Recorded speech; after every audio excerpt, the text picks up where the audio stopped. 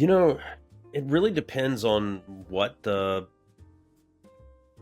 idea is of the moment. Like I love being reverent towards material if it's a material that needs to stay grounded or so. Night Jackal's not that. So it's really would really depend on what the material is, I'm going for at the time. If it was, for instance, if it was a movie, I would probably look at what they're doing in the Marvel Cinematic Universe and DC Cinematic Universe and say, I'm going to do the opposite of that. Like I would want to lean into something different and maybe keep the story fairly small. There's just, it really depends. It really depends on the moment. Like I think every time Night Jackal kind of morphs into something, it can be its own thing. I think the comics were something that I bit off more than I could chew because it was a pandemic thing. And I was like, I remember going out with my wife. We had during the pandemic, they had opened up the outside. You could sit outside and eat in the restaurants. And I was like, I got this idea and it's going to be this and it's going to be this. And then they could do this. And I was telling her all these big ideas. She was like, this is great. And then I sat down to write and I was like, this is way too fucking big for this. This is like, I have 3 issues in and I'm like, I thought that I would be 1 issue. And largely because I just didn't understand the comic medium as well. But it really depends. If it got into a movie, for instance, it won't. But if it ever did, yeah, great. It'll be its thing.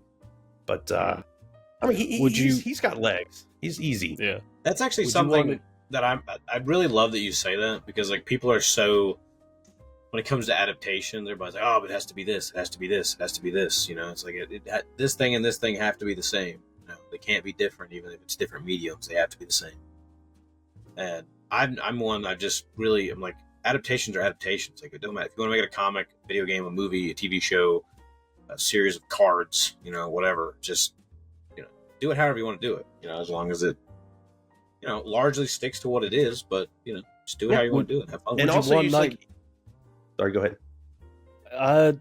Just before you go into, if they did make a movie of it, which you mentioned, would you want it to be a $200 million movie or a $20 million movie? 20 million, 100%, easy. Yeah. Oh yeah. Yeah. Oh, Movies like the larger ones, they're made by committee, all the originality disappears out of it.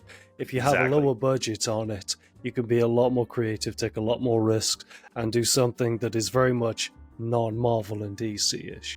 Yeah. Yeah, I mean, look, it's a little bit of something I know about in terms of the wheelhouse.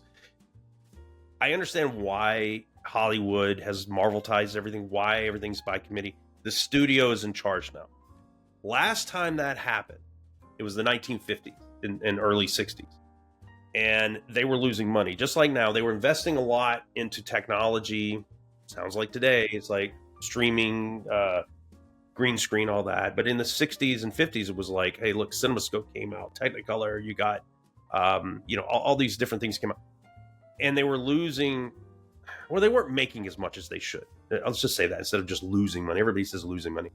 And then you had the big shift, which was called American New Wave, that happened. And you had films like Easy Rider, you had Godfather, you had Star Wars, and Raging Bull. All of these came out and put everything. In fact, this is where the blockbuster was created in Hollywood. Everything got put on its ear. And so the director was king until Francis Ford Coppola, long story. And then it was, the studio had to step in and say, well, maybe, look, Quentin Tarantino made this big thing in the 90s. Maybe the writer is king. And then, Yeah. So we're now at the point where we're back to the studio being king. And it's a big corporatized mess. And they're due for a big change. I don't know when it's going to come, but it's not going to be these big $200, $300 million movies. It's going to have to go back to something more manageable. Definitely. Good point of view. Definitely. Yeah, good point of view. I think some of the best movies in the last handful of years have actually been some that are a little bit lower budget on the end of, like, I guess, Hollywood type films. Movies like, was it like The Creator? That was I forget the that looks guy's so name. much more expensive than it actually was. Yeah, it was the same guy that did Rogue One. Yeah, Gareth Edwards. Yeah, and Rogue One, on the other hand, was like one of the best Star Wars films in a long time, in my opinion. Movies like the one I mentioned, Bad Times at El Royale, like the entire movie was filmed, like they built an entire set in like a warehouse or whatever, but the entire thing was like filmed right there. And it's really good, really cool. But it was I can't remember what it was, but the budget was pretty small. There's like several others. I can't really think of it off the top of my head, but there's a lot of cool ones. They were like relatively low budget. They were really cool. And then there's also like there's a lot of stuff. Just doing interesting things that are on a lower budget as well. I mean, I think the same goes for video games. Like we get all these like super high budget video games, and they end up repeating themselves. Yeah. And then you start getting some of these like AA games, and you get things like the original Hellblade, or you get like Plague Tale, or then you get even Space Marines, like the more recent Shadow Warrior or Space Marines. Or I mean, there's so many examples. And then you look at the indie scene, and you get games like Night Jackal. You get games, like Blood Match and Reaper, or you get the Fallen Aces and the Dusks and all these things. And it's like, it's kind of crazy, like how many indie games are coming out, and they're all so many good ones. And like some of them are even going like viral, making more money than any of these like Ubisoft games and things like that, and like just doing better, getting better reviews, getting more coverage, and none of the sin in it's just like, what is it? What's that one game made by one of the Szymanski brothers that's getting a movie? Iron Lung. Iron Lung, yeah. I mean, it's just like a horror game that's getting a movie, and it's wild. But it just shows that like interesting and creative stuff, no matter the budget, will always surpass these things that are crafted specifically to be the most digestible thing possible. And it's just like the way you view difficulty. You're not making either your original game or this game to be accessible to every single human being, difficulty wise. But if they're willing to meet the game on its level and learn, then they can surpass it. Like even the hardest games in the arcade, you could get really good at them if you just learned how they work, even if they were some of them were pretty cheap.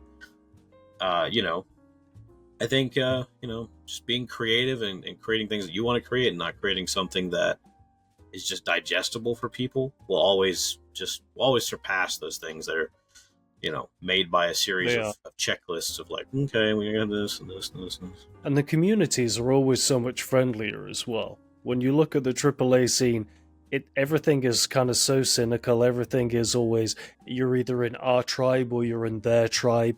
And you don't see that like within streaming services. I think I mentioned it before. Like when you look at Xbox and PlayStation, the way they belittle each other instead of just enjoying the same hobby. You don't see Netflix fans. Console wars have always been one of the dumbest things ever. So dumb. Yeah, Disney Plus fans are not like, oh, that Netflix crap. There's none of that bullshit. They're just, it's very, when you get the higher, bigger games, I think the entire community becomes a lot more poisonous around it. And when you go indie, because it's, when you go indie, what I was going to say was, everyone is great. PlayStation for life. PlayStation for life. PlayStation for life. All right, I'm ending this goddamn podcast right now. Yeah, so you got PlayStation 1. PlayStation 1.